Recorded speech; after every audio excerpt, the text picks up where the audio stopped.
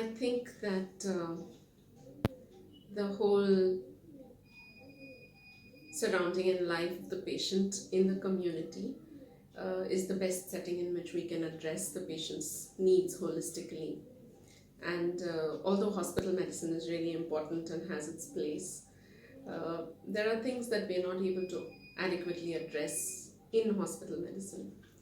There's the other aspect of the fact that a majority of our patients who actually receive care in the community through the palliative care team have never accessed a hospital and have never seen a doctor.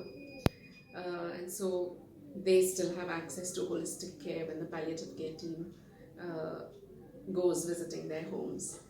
And in terms of palliative care, the fact is that we live in a community that is a majority of whom are illiterate, and a majority of whom would not be able to access even basic primary and secondary care. And as it is easy to imagine in this kind of a setting, people with palliative care needs who are at the end of their lives or living with life-limiting illnesses are pretty low priority, and they receive very little attention and care. And so the difference that the community palliative care work makes is that it affirms the dignity of these people, it makes them visible and valued, and it is possible to address their needs holistically in a setting where they feel at home. And so not only the physical, but also the social and the spiritual and the psychological needs of the patients and their families can be addressed. Because what we see is a multi-dimensional, brokenness, which is hard to address if we expect the patient to come and access care at the hospital. Whereas in the community, they're in their natural settings, and it's possible to explore all those various needs at the patient's own pace and be able to be involved in the community and the family of the patient. So what we have found is that the impact of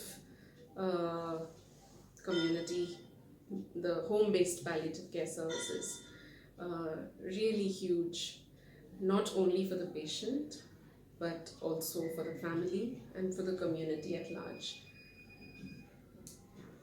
So there are various challenges to the patient having appropriate and holistic care in our communities.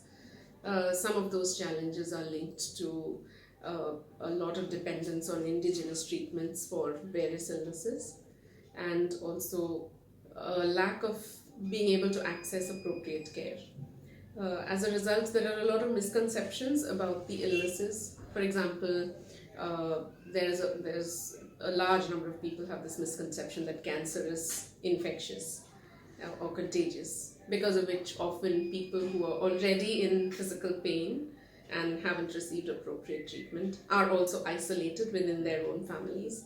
So often they'll be segregated from the rest of the family, and they won't receive even the comfort of physical touch and care, because even though their families really love them, but they're afraid that this disease might be contagious. But then when you have the palliative care team coming in and touching this patient and hugging them and giving them a bath and holding their hands, and then that sort of, without having to say it in words, it demonstrates to the family that this is really not dangerous. And we can demonstrate such with these demonstrations, these misconceptions can be removed. So and also it gives room for the family to express their own concerns, which they may not otherwise be able to do, and then the palliative care team can help them with that. There are also various forms of empowerment for the family members. For example, if there is a wound that needs care, so the palliative care team helps, trains the family in just simple ways of sterilizing dressing materials and giving appropriate wound care, and pain management and management of other symptoms from on the physical aspect. I think one of the other things that the palliative care involvement in this family does is just raises the value of this person who was otherwise neglected, and the family is just in pain and waiting for him or her to die, without any hope for comfort or any hope in that situation.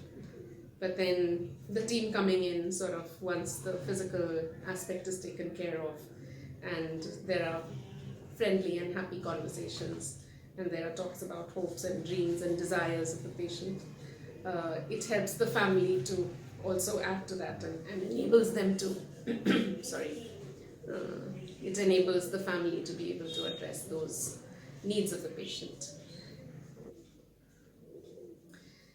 So on behalf of our palliative care team, I just want to thank you from the bottom of my heart for all that you are doing that enables us to reach out to these people who would otherwise have remained in their misery.